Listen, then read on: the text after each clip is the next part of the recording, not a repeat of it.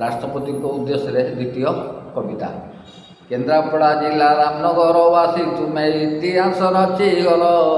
1999 ମହାବାତ୍ୟା ରାଷ୍ଟ୍ରପତିକୁ ଦେଖାଇଥିଲ।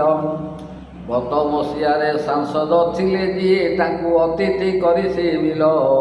ବାତ୍ୟା ବେଳେ ସେବା ପଇଡ଼ର ପାଣି ଜିଲ୍ଲା ଗୌରବ ବଢ଼ାଇଲ।